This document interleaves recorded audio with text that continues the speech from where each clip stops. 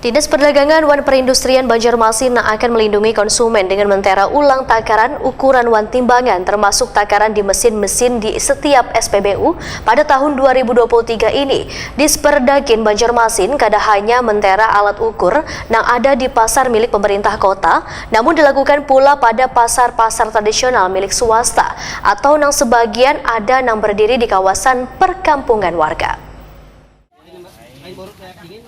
Dinas Perdagangan wan Perindustrian Banjarmasin yang akan melindungi konsumen dengan mentera ulang takaran ukuran wan timbangan termasuk takaran di mesin-mesin di setiap SPBU pada tahun 2023 ini mendapat tanggapan yang positif dari wakil rakyat di DPRD Banjarmasin. Ketua Komisi 2 DPRD Banjarmasin Awan Subarkah Wahitakuni Prima TV jelang tengah hari Senin 2 Januari 2023 menyatakan sangat mendukung Disperdagin Banjarmasin yang akan mentera ulang alat ukur mulai dari takaran, ukuran hingga timbangan karena akan meningkatkan kepercayaan warga terhadap berbagai jenis alat ukur dalam bertransaksi atau jual beli. Selain itu, menurut politisi PKS ini, dilakukannya tera ulang pada alat ukur ini akan menambah pendapatan asli daerah.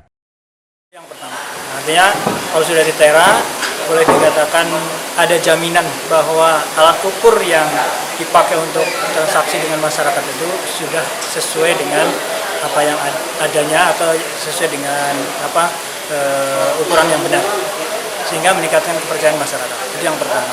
Yang kedua, dari sisi PAD juga tentunya akan menambah PAD. Walaupun memang terkait dengan tera timbangan ukuran yang berada di pasar tradisional tentunya itu kecil ya potensi PAD-nya, tapi memang lebih kepada meningkatkan kepercayaan masyarakat. Hanya mungkin yang lebih besar terkait dengan peningkatan PAD adalah contohnya misalnya alat ukur di SPBU. Awan Subarkah meminta Disperdagin Banjarmasin kada hanya mentera alat ukur yang ada di pasar milik pemerintah kota, namun dilakukan pula pada pasar-pasar tradisional milik swasta atau sebagian ada yang berdiri di kawasan perkampungan warga, sehingga kepercayaan warga pada pedagang akan semakin meningkat. Ya, jadi semua jenis timbangan yang dipakai untuk transaksi dengan masyarakat itu semuanya harus dilakukan tera. Hanya memang tentunya itu sesuai dengan kemampuan dan keterbatasan SDM dari Dinas Perdagin tentunya ya, mereka akan melakukan prioritas. Mungkin prioritas pertama di pasar-pasar di bawah binaan pemerintah kota. Nah, kalau itu sudah tertangani mungkin bisa merambah sampai ke yang tadi disebutkan seperti pasar Cibut dan lain sebagainya. Kerjasama dengan pihak kecamatan atau kelurahan kan mungkin bisa dilakukan?